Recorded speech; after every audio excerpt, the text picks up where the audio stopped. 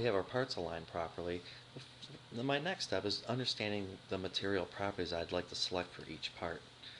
In this case, what I'm going to do is I'm going to specify a material, and I'm going to go find the manufacturer for that material I'd like to be using. The trade name also for the material I'm using, or other means you may have known it by a catalog number.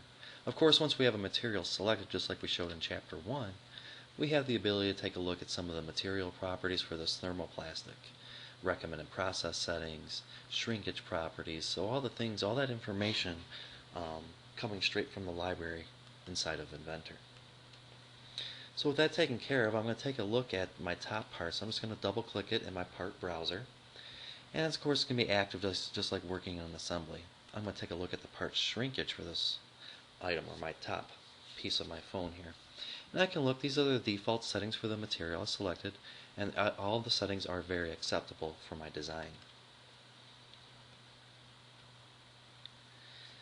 I don't have to worry about checking the bottom portion because these are the default settings for the material, and again, I agree with them. So now I'm going to get into generating the core and cavity. In this case, I'm going to make sure I select the top portion. With this, I'm going to need to find its workpiece settings. Again, much like setting up a pretty standard part, I'm going to make some modifications here.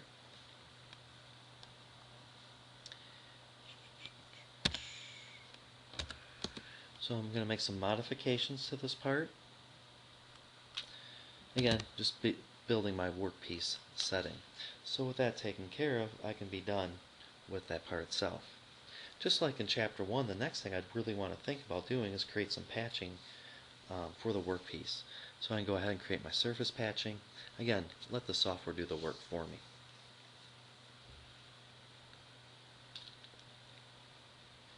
Now that my surface patching has been created for me, I do have the ability to switch where my surfaces are created.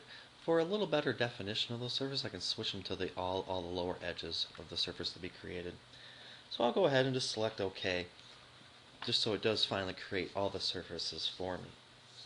Our next step will be to define the runoff surfaces associated with this part. So with the surfaces created, we're going to go ahead and create the runoff surfaces as necessary to understand the rest of my design. With my runoff surfaces created, we can go through and generate the core and cavity.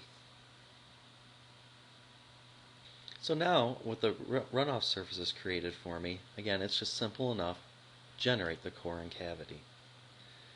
So as we're thinking about the Inventor tooling environment, again, it's a very easy process to go through, and Inventor does much of the work for us, saving us time, effort. With my core and cavity created, I'm going to move on and do the exact same thing for the bottom portion. So again, I double-clicked it in my material browser. I'm going to define the workpiece settings. I'm going to make some slight adjustments here. I'm going to add 100 millimeters. And I'm at my Z total, I'm going to go ahead and add 60. With that information selected inside my piece, I can go through and create my patching surface. And with my patching surface created, I can now go through and create my runoff surfaces. Again, it does the initialization and then creates those surfaces for me.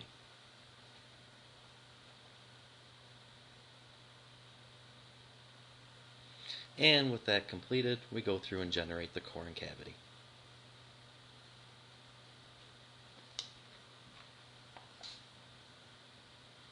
My core and cavity has been created on both pieces now with all of my proper surfaces.